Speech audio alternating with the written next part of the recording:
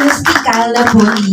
Hello, ladies. Welcome, welcome. Okay, so we will be opening the floor for questions. So anyone who wants to ask the first question. Well, previously I would usually be either the victim or the one that's terrorized in the horror films, but this time around, I'm the one that's kind of influencing the horrors of this film and the tragedies of this film. So, very interesting for me to play a non-human character and to figure out how to make the character a bit more of a to be feared but also be second guessing. That's what made it interesting and kept it very interesting for me. And then, my goodness, the costume in itself. As in, ang ganda-ganda talaga ng gawa ni Ben and Carlo Tabihe. So for Kyle, if I'm not mistaken, this is your first full-length film. Yes. And how was the experience? It was quite challenging. As you can see from the film, Tala went through an emotional journey talaga. And we shot it not in a chronological order, so I had to find way for it to make sense for the viewers, but also not lose the emotion when we were filming it. And thankfully, we have an acting coach. Kami ng dalawa po ni James. And syempre, ang galing-galing ng mga co-actors. So, yes, the fairy, Miss Jasmine, really helped me also to channel fear. Takot talaga siya sa akin.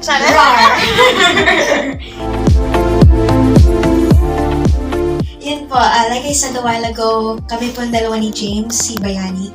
Meron po kaming acting coach and Miss Mara Marasigan. And we worked on finding the character and making sure na tugma po siya sa setting, which is World War II. I also did a lot of research kung paano po yung children like me around that time. We did a bonding thing. So, yeah, just to share lang po, every time we do a scene, we usually push and pull each other so that we have the same energy. Ganun po yung dynamic. Para makuha nila yung physical banter ng magkapatid, di ba? Syempre, that's hard to develop also minsan pagka hindi pa kayo ganun magkakilala ng co-actor. So, I thought that was really interesting nung nakwento niyo sa akin yan. As for me naman, as the fairy, I relied heavily talaga sa costume ng fairy. 3 layers siya, and may petticoat, may tulle, tapos yung parang sikida na skirt na layer. And kailangan kasi sa fairy, mabigyan mo siya ng pagkatao na pinagkakatiwalaan mo siya, parang Santo Niño. That's why ang daming reference sa Mother Mary and sa mga holy statues na meron yung pamilya nila Tala sa bahay nila, hindi ba? So, pinaglaruan din namin ni Direk Kenneth yung tono at saka yung pacing ng pagsasalita ng fairy kasi gusto nating hindi tayo malito na tao siya. Walang yung sing-song, wala yung paakyat-baba ng tono, so parang malumanay lang, medyo dead tone, pero at the same time inviting, warm, and still enticing para sa isang bata kuno na lumapit sa fairy at magtiwala. So, during look test, actually, sinubukan naming paglaruan habang suot yung garments, paano maglakad na magmukhang nagfo-float yung fairy. And medyo mahirap siyang gawin, no? Pero nasubukan namin siyang i-execute during filming also. And I hope nag-translate yun onto the screen. Jessica, gusto ko lang malaman ikaw, ano yung mas challenging? Yung manakot or yung natatakot sa pag-arte? Yung nananakot. Nakaka-challenge yun kasi hindi rin siya typical na villain or yung mga aswang natin. Dahil nga gustong lokohin ni Direk Kenneth yung audience at yung mga bata sa pelikula. Parang nalito din ako nung una na, wala palang tono. Gusto niya pala very stale and monotonous yung pag-deliver. But then how do you feel fear from that? And ako mismo, hindi ko yun mararamdaman. But then the entire tone of his film is like that, diba? Parang it brings you of a journey ng storytelling na you're waiting for that big that big jump scare, and you when it happens, it's when you least expect it, and it doesn't maybe happen as much as people expected, but there's a purpose for that. So ganun din yung purpose ni Direk Kenneth sa pagtakot ng fairy sa mga characters. And ang hirap nun for me. Ang hirap talaga. Okay sana kung may blood effects, yung mata, very physical yung horror, but this time, it was something that I was just really not used to, or I've not portrayed prior na type of horror or seen na portrayal in my horror films. Yan. For the two of you na lang, kasi the movie is not, hindi lang siya horror, meron din siyang social commentary na sinasabi. So kayo, ano yung personal take nyo after doing the film? One of the things na natutunan ko from Derek Kenneth while he was discussing this film also during our festival runs abroad was that nung sinulat niya kasi ito, diba, he had in mind yung kwento ng grandfather niya and how nung panahon na yon, medyo nag-reflect din siya sa pandemic era natin na parang nakulong tayo sa sarili nating mga tahanan and nawalan tayo ng pag-asa, na naubusan tayo ng energy to also seek for it. And at some point, papunta na dun yung ending dapat ng pelikula. But then, may nagtanong kay Direk Kenneth na kung ang buhay ay ubos na ng pag-asa, bakit sasakyan mo pa yun? Ba't di mo bigyan ng pag-asa? Diba? So, maraming parte ng cultures natin ngayon na yung temperature is hindi natin lahat ma-control or hindi natin lahat kinakaya. And minsan nauubusan tayong lahat ng gana lumaban. Pero yun yung mga panahon na dapat mas hanapan pa natin ng paraan. Paano kahit na ubos na tayo, kahit na wala na tayong gana. Tulad ng mga bata, di ba? We always say that children are the future. Yun din yung message dito. Diba? Sila yung future. Si Tala yung future. Naghanap siya ng future. So, yun yung gusto ko laging i-remind sa sarili ko. Pag ubos na ako, wala na akong tiwala sa sarili ko, sa mga beliefs ko, sa mga interests and mga inaaral sa buhay or failures. Always look for something to have faith and hope again. For yourself and for those na minamahal ka rin. Diba? So, yeah. For kayo naman, Essay.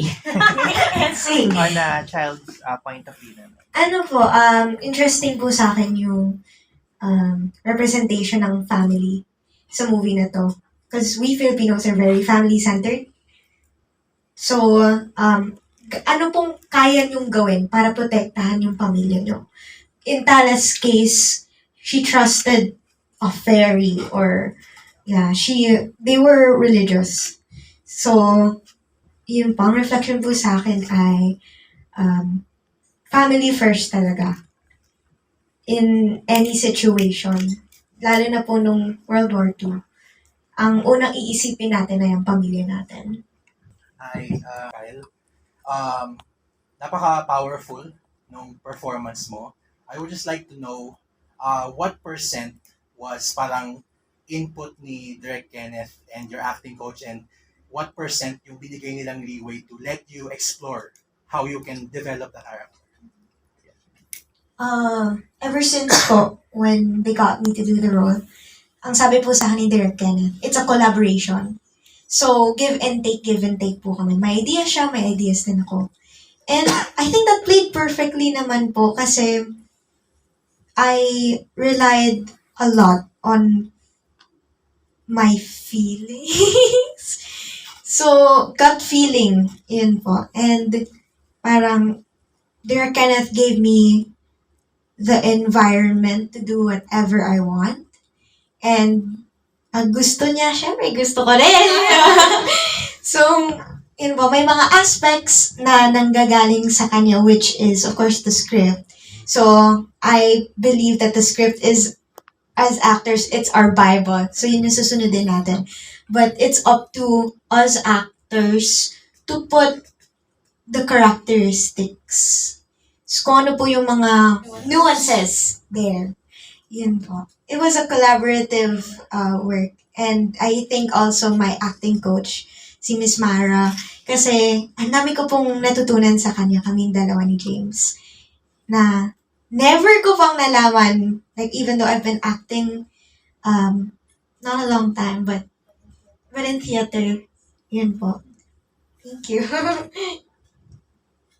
First of all po, I would like to thank you all for coming to our press con today. And I hope you enjoyed it as much as we did while making this film. Please do help us share the word. It premieres tomorrow. And yun po, sana po nag-enjoy kayo. Thank you po. Alright, Kyle said it all, but again, In My Mother's Skin, directed by Kenneth Dagatan, premiering tomorrow on Prime Video, October 12, and this will be worldwide. Worldwide po ito. Amazon Studios bought this bago pa kami nag-premiere sa Sundance. So that's how much belief they had in this film, and we're very grateful as well because they've been so wonderful in bringing this content to the platform and sharing it worldwide, hindi lang po sa region natin or in our country. So we hope it can reach many more audiences, not just the Filipino audience, but all across the globe, and then we can churn out more Filipino films for them to watch, diba? So, yun po, thank you again, and a reminder, this is a collaboration between many different countries po, not just the Philippines, it's also Singapore and Taiwan, and Malaysia, was it as well? Or no? No, sorry. Singapore, Taiwan, and Philippines. But yes, thank you very much for coming today. This is with Beauty Gonzalez as well, and Angeli Bayani, and Ronnie Lazaro, and Arnold Reyes, and James. I'm sorry, my mind is going blank right now po. Pero thank you again, and stay safe on the road and wherever you will head next today. Thank you. Thank you, Jasmine. Thank you, Kyle. And thank you, everyone, for attending. So we have a little token.